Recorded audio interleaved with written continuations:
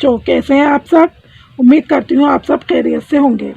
बच्चों, आज हम आपकी हिंदी की किताब कल्पतरू का पाठ नंबर 16 नीम और कौवा पढ़ेंगे, जो पेज नंबर 67 पर है। पाठ नंबर 16 नीम और कौवा। बच्चों, आज हम इस लेसन में नीम और कौवे के बारे में पढ़ेंगे। यहाँ पर बताया है पेड़ पौधे और पक्षी हमारे जीवन के लिए बहुत उपयोगी होते हैं, यानी काम के होते हैं। इस पाठ में लेखक ने यही बताया है कि हमारे जीवन में नीम का क्या महत्वपूर्ण योगदान है। यानी नीम एक बहुत बड़े काम का पेड़ है हमारे लिए, और कौवा किस प्रकार से सफाई रखने में हमारी मदद करता है, ये बताया है इस लेसन में। चलिए रीडिंग स्टार्ट करते हैं। यह रामू दादा का घर है। दादाजी अपना घर खूब साफ सुथरा रखते हैं। उनके घर में वायु आने के लिए कई द्वार हैं। द्वार कहते हैं दरवाजे। शुद्ध वायु में सांस लेने से स्वास्थ्य ठीक रहता है। यहाँ पर बताया कि इस जो पिक्चर में दिखाया हुआ है रामू दादा का घर है, और वो अपना घर कैसा रखते हैं, खूब साफ सुथरा रखते हैं। और उनके घर में वायु कहते हैं हवा, यानी हवा आने के लिए कई दरवाजे हैं। और शुद्ध वायु में यानी साफ हवा में सांस लेने से स्वास्थ्य ठीक रहता है, सेहत अच्छी रहती है। दादाजी के घर के सामने नीम का पेड़ है। नीम का पेड़ कहाँ पर है? दादाजी के घर के सामने। गर्मी के दिनों में वे नीम की छाया में बैठकर आराम करते हैं। उस समय उनके पास गांव के दूसरे लोग भी आ जाते हैं।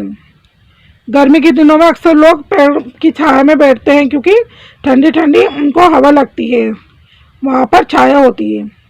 और बच्चों को भी नीम की ठंडी छाया में खेलना बहुत अच्छा लगता है। नीम बड़े काम का पेड़ है। अभी हम आगे पढ़ेंगे नीम हमारे किस किस काम आता है। बच्चों, यहाँ पर अब हम नीम के फायदे और नीम हमारे किस किस काम आता है वो पढ़ेंगे। दादाजी रोज सुबह नीम की दातुन करते हैं। नीम की दातुन से दांत तो साफ होते ही हैं, उनमें कीड़े भी नहीं लगते। दादाजी गर्म कपड़ों के संदूक में नीम की पत्तियां रखते हैं। क्या तुम जानते हो वे ऐसा क्यों करते हैं? ऐसा करने से कीड़े गर्म कपड़ों के पास नहीं जाते। यानी नीम के क्या बनाई, पहले तो दातुन बनाई है, यहाँ पर बताया है कि उससे कीड़े नहीं लगते दांत साफ करने से। फिर दूसरा बताया इन्होंने कि इसकी पत्तियों को अगर गर्म कपड़ों में रख दें तो ऐसा करने से कीड़े नहीं उनमें लगते। दादाजी अनाज की बोरियों में भी नीम की पत्तियां रखते हैं। नीम की सूखी पत्तियों के कारण अनाज में कीड़े नहीं लगते। अनाज की बोरियों में नीम क्यों रखते हैं वो बताया यहाँ पर कि सूखी पत्तियां रखने से अनाज में कीड़े नहीं लगते। और बताया बरसात के दिनों में दादाजी नीम की सूखी पत्तियों को जलाते हैं, क्योंकि बरसात में मच्छर वगैरह ज़्यादा हो जाते हैं, इसलिए उसकी सूखी पत्तियों को जलाते हैं। तो ऐसा करने से नीम की पत्तियों के धुएं से मच्छर भाग जाते हैं। नीम पर फूल और फल भी लगते हैं। नीम के फूलों की महक चारों ओर फैल जाती है। नीम के फलों को निबोरी कहते हैं। निबोरी किसको कहते हैं? जो नीम के फल होते हैं उनको निबोरी कहते हैं। निबोरियों के पक जाने पर दादाजी उन्हें खाते हैं। ऐसा करने से उन्हें पेट की बीमारियां नहीं होती। यानी निबोरियां खाने से पेट की बीमारियां नहीं होती। बच्चों, देखा आपने नीम हमारे कितने काम आता है। चलिए अब हम कौवे के बारे में पढ़ते हैं, वो हमारी किस तरह से मदद करता है, ये हमारे लिए किस काम का है। बच्चे बोले, देखो दादाजी, नीम पर काला कौवा बैठा है। वे काव काव करके शोर मचा रहा है। दादाजी ने कहा, अरे इस कौवे को मत मारो, यह बड़े काम का पक्षी है। जैसे नीम हमारी सेवा करता है वैसे ही ये कौवा भी करता है। जब बच्चे कहते हैं कि ये शोर मचा रहा है काव काव करके, तो दादाजी कहते हैं कि इसको मत मारो। अब हम बताएंगे कि हमारी किस तरह से सेवा करता है। जैसे नीम हमारे लिए बड़े काम का पेड़ है, इसी तरह से ये भी हमारे काम आता है। कौवा पास पड़ोस की गंदी चीजें खाकर वहाँ की सफाई करता है। सुबह काव काव करके हमें जगा भी देता है। उसकी बोली और सूरत भले ही अच्छे ना हो, उसके गुण तो अच्छे हैं। हमें उसकी सूरत पर नहीं, उसके गुणों पर ध्यान देना चाहिए। अब दादाजी कहते हैं कि कौवा क्या काम आता है हमारे? आस पड़ोस की गंदी चीज़ें खाता है, जिससे वहाँ की सफाई हो जाती है।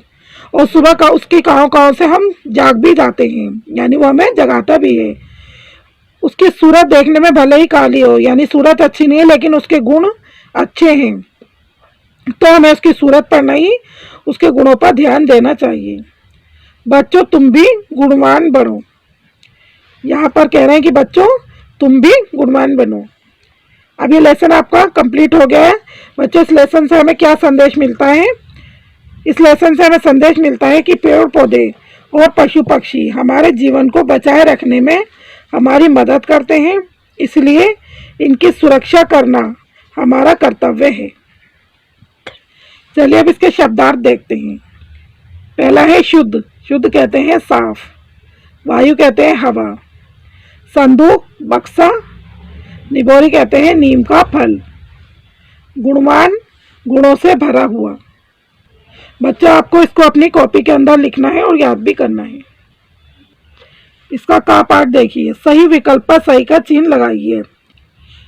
पहला है आपका किस वायु में सांस लेने से स्वास्थ्य ठीक रहता है? इसके ऑप्शन है यहाँ पर गर्म, शुद्ध, अशुद्ध। तो कैसी वायु में सांस लेने से सही रहता है हमारा स्वास्थ्य? शुद्ध वायु में, यानी साफ हवा में। इस पर टिक लगाएंगे। दूसरा है किस पेड़ की पत्तियां जलाने से मच्छर भाग जाते हैं? आम की, बरगद या नीम की? लेसन में हमने पढ़ा है नीम, तो इस पर टिक लगाएंगे, ये सही है। तीसरा है पकी निबोरियों को खाने से कौन सा रोग नहीं होता? दांत का, आँख का, पेट का? पेट का सही ऑप्शन है ये, इस पर टिक लगाएंगे हम। ये तीनों आपको अपनी बुक के अंदर ही टिक लगाना है। का पाठ देखिए। निम्नलिखित प्रश्नों के उत्तर दीजिए। यहाँ पर आपके 4 प्रश्न हैं, इनके उत्तर लिखने हैं। ये आपके पाठ नंबर 16 के प्रश्न उत्तर हैं। देखिए इसका प्रश्न नंबर 1, नीम का पेड़ किस प्रकार लाभदायक होता है?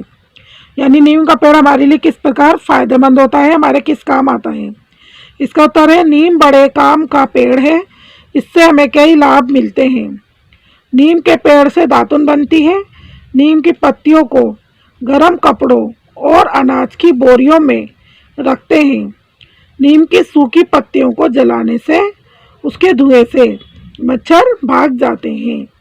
प्रश्न नंबर 2 है निबोरी किसे कहते हैं? इसका उत्तर है नीम के फलों को निबोरी कहते हैं। प्रश्न नंबर 3 है निबोरियां किस प्रकार से लाभदायक होती है? यानी निबोरियां हमारे लिए किस प्रकार फायदेमंद होती हैं? इसका उत्तर है पकी निबोरियां खाने से पेट की बीमारियां नहीं होती हैं।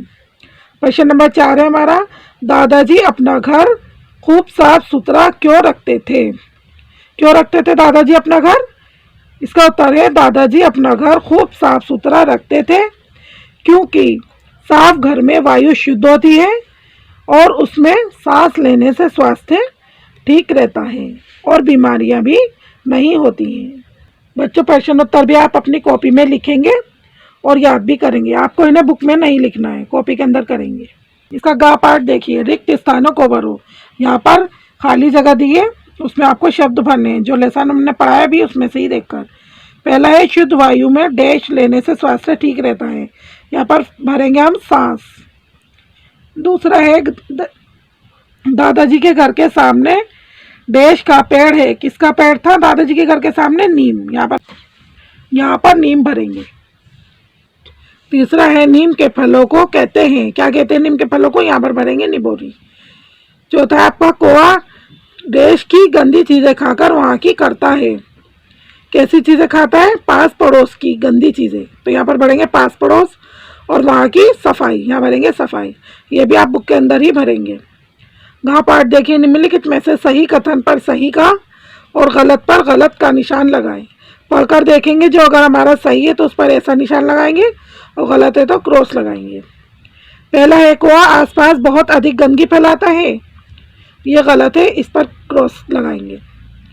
सेकंड है नीम के फलों को निबोरी कहते हैं, ये सही है, सही का निशान लगाएंगे। तीसरा है नीम की पत्तियां गर्म कपड़ों में रखने पर कीड़े लग जाते हैं, ये गलत है, ऐसा निशान लगाएंगे। चौथा है निबोरी को खाने से पेट की बीमारियां नहीं होती, ये ठीक है, टिक लगाएंगे इस पर। यह भी आपको बुक के अंदर ही बॉक्स में टिक लगाने हैं। इसका क्या पार्ट देखिए। शब्द वीतिका का विलोम शब्द लिखिए। यहाँ पर कुछ आपको शब्द दिए हैं, उनके आपको विलोम शब्द लिखने हैं, यानी उल्टे शब्द लिखने हैं। जैसे गर्मी का उल्टा क्या होगा? सर्दी। रात का उल्टा दिन। शोर का शांति। अच्छा का बुरा। बड़ा छोटा, आना जाना, सुबह शाम, आज कल।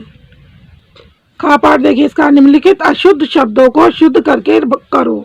यहाँ पर जो शब्द लिखे हैं ये सही नहीं है, गलत है, यानी अशुद्ध है। इनको आपको ठीक करके शुद्ध करके लिखना है। जैसे पहला है आपका सांस, इसमें क्या गलत है, इसमें चंद्र बिंदु नहीं लगी। इसको ठीक करके हम कैसे लिखेंगे, शुद्ध रूप इसका है ये वाला सांस। कोआ कैसे लिखेंगे सही करके, कोआ। दांत का ये वाला शुद्ध रूप है। मच्छर, संदूक, निबोरी, शुद्ध, गुणवान। ये भी आपको अपनी बुक के अंदर ही भरने हैं, का पाठ और खा पाठ इसका। यहाँ पर देखिए वर्ण किसको कहते हैं, ये उसकी परिभाषा है। उस छोटी से छोटी ध्वनि को वर्ण या अक्षर कहते हैं जिसका खंड ना हो सके। यानी वर्ण या अक्षर किसको कहते हैं, छोटी से छोटी ध्वनि होती है जिसके टुकड़े नहीं हो सके। खंड का मतलब टुकड़े, यानी जिसको हम तोड़ नहीं सकते। जैसे यहाँ पर ये दिखाया इन्होंने, ये सारे हमारे अक्षर हैं, इनको हम तोड़ नहीं सकते, एक ही बार में इसको हम बोलेंगे। अब ऐसे ही नीचे दी गई वर्तनी के वर्णों को मिलाकर शब्द बनाओ। नीचे वर्तनी दी गई है और इसको मिलाकर, वर्णों को मिलाकर हमें क्या करना है, यहाँ पर खाली जगह दी है, इसमें जो शब्द बन रहा है हमारा मिलाकर वो भरना है हमें। जैसे इसको मिलाएंगे हम, माँ में आ मिलाएंगे माँ, ला में ई मिलाएंगे बड़ी ली, माली। फिर यहाँ पर हम इसको मिलाकर लिखेंगे तो हमारा बनेगा टमाटर। इसी तरीके से फा में आ मिलाएंगे, ला में आ फल, यहाँ पर फल भरेंगे। का में बड़ा मिलाएंगे, ला में बड़ा मिलाएंगे, काला, यहाँ पर भरेंगे काला। फिर यहाँ पर हम भरेंगे भारत, भारत। यह भी आप बुक के अंदर ही लिखेंगे और याद करेंगे। बच्चों आपका लेसन कंप्लीट हो गया है। आज मैं इस लेसन के साथ साथ आपके लिए 2 टॉपिक और लेकर आई हूँ। पहला है मेरा परिचय, पैराग्राफ है इस पर, माई सेल्फ कहते हैं इसको इंग्लिश में। और दूसरा है हमारा संज्ञा की परिभाषा, जिसको हम इंग्लिश में डेफिनेशन ऑफ नाउन भी कहते हैं, जो आज हम इसी वीडियो में पढ़ेंगे। चलिए स्टार्ट करते हैं। पैराग्राफ है माई सेल्फ, यानी मेरा परिचय, यानी अपने बारे में बताना। मेरा परिचय कहते हैं अपने बारे में बताना। पहला लाइन है इसकी, मैं एक डैश हूँ। यहाँ पर आप क्या भरेंगे, मैं एक हूँ। अगर आप लड़का हैं तो लड़का भरेंगे और लड़की हैं तो लड़की भरेंगे। दूसरी लाइन में आप भरेंगे मेरा नाम डैश है। यहाँ पर आएगा आपका नाम, आपका जो भी नाम है वो यहाँ पर आप भरेंगे। तीसरा, मैं डैश वर्ष या साल का या की हूँ, यानी आप कितने साल के, आपकी उम्र कितनी है वो यहाँ पर भरेंगे। 4 साल है, 5 साल है, वो यहाँ पर आप भरेंगे। चौथा है मैं डैश स्कूल में पढ़ता या पढ़ती हूँ। आपके स्कूल का क्या नाम है, आप किस स्कूल में पढ़ते हैं, यहाँ पर लिखेंगे। पांचवा है मैं कक्षा में पढ़ता पढ़ती हूँ। आप कौन सी क्लास में पढ़ते हैं, फर्स्ट सेकंड थर्ड जो भी है वो आप यहाँ पर भरेंगे। 6th लाइन, छठी लाइन है मैं देश में रहता या रहती हूँ। आप कहाँ पर रहते हैं, दिल्ली भरेंगे यहाँ पर, मैं दिल्ली में रहता या रहती हूँ। 7वीं लाइन है आपकी, मेरी माता का नाम डैश है। यहाँ पर अपनी मम्मी का नाम भरेंगे आप। और लास्ट लाइन है आपकी 8th, मेरे पिता का नाम है। आपके पापा का जो भी नाम है वो यहाँ पर आप भरेंगे। यह आप कंप्लीट करेंगे और इसको याद भी करेंगे। दूसरा टॉपिक है आपका डेफिनेशन ऑफ नाउन, संज्ञा की परिभाषा। संज्ञा को इंग्लिश में हम नाउन भी कहते हैं। संज्ञा, संज्ञा किसको कहते हैं, जो शब्द किसी व्यक्ति, वस्तु व स्थान के नाम का बोध कराते हैं उन्हें संज्ञा कहते हैं। यानी जो शब्द किसी व्यक्ति कहते हैं, किसी भी आदमी का नाम, वस्तु यानी चीज़ का नाम, स्थान कहते हैं जगह का नाम, का बोध कराए यानी उसके बारे में बताए, उन्हें संज्ञा कहते हैं। अब इसका एग्जाम्पल दिया है यहाँ पर, जैसे राम, पुस्तक, दिल्ली आदि। राम क्या है, एक आदमी का नाम है, तो ये आ गया व्यक्ति। और पुस्तक एक वस्तु है, और दिल्ली एक जगह या स्थान का नाम है। तो ये सारे शब्द क्या है, हमारे संज्ञा हैं। इसको भी आप अपनी कॉपी में लिखेंगे और याद करेंगे। बच्चों आप इसके शब्द अर्थ, प्रश्न उत्तर और मेरा परिचय और संज्ञा की परिभाषा, ये सारा वर्क आपका कॉपी में है कॉपी में आपको लिखना है और याद करना है, और बाकी जितना भी अदर वर्क मैंने आपको बताया है वो सब आप बुक के अंदर कंप्लीट करेंगे। आज के लिए बस इतना ही। अगली वीडियो में इंशाल्लाह फिर मिलेंगे। तब तक के लिए अल्लाह हाफिज़।